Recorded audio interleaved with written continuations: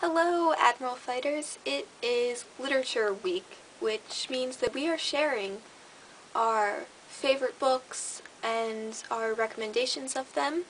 I'm not a huge reader, but that's because I would much rather spend my free time on the computer than reading, which is a bad thing, but I do read. I used to read a lot before I really had the ability to go on the computer a lot. So, I read, okay? I read. The book that I'm going to be sharing with you is this book, Impulse by Ellen Hopkins. I love her writing. I have all of her books, as far as I know. I have Crank and Glass and Burned, all of them, because I love the way she writes.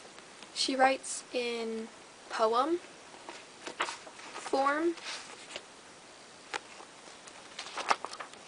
So like, it reads, I mean, it's a little, when you first start reading her books, it's kind of hard to read because you want to read them like poems, but then it starts to read more like a book. Her story's always about teenagers, and they always are into drugs and, you know, just having sex like crazy and kind of spiraling out of control. And I can't relate to those factors, but I think she has universal meanings and things behind all that that is just relatable to any teenager. And I think that's why I like her books so much, because they're relatable, even though when you look at the story as a whole, it's really not relatable. Obviously, yes, I've read all of her books, but for some reason this one hit me the most. This book, without giving away anything, is about 3 teenagers, 2 guys and 1 girl. The one guy, he is gay, and he overdosed on drugs, so they sent him to this institution for teenagers. It's like a rehab place. The other girl, she cuts herself, so she's also sent there. And the final kid shot himself.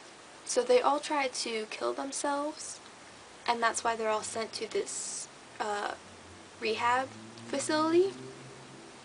Pretty much they all become friends and they develop crushes on each other, but you see how each of their lives are going and how they're being affected and what's going on in their head. The ending was sad, but it was also kind of happy, and it wasn't really expected. You didn't really expect it until you got to those last couple of pages, and then you kind of expected it to happen, but it was still shocking, and it was still really sad, and it made me cry. But I won't tell you what happens. You have to read this book. This is one of my favorite books. It's a book I could read 1,000 times and not get sick of. And she is also one of my favorite writers. If you haven't read any of her books, I suggest reading any of them. Crank, Glass, Burns, or Impulse, which is my personal favorite.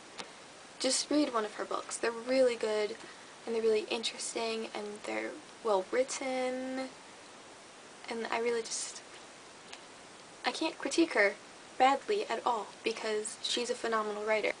That's really all I have to say. I love you guys as always. I'm really excited to see what books everyone recommends this week. Goodbye!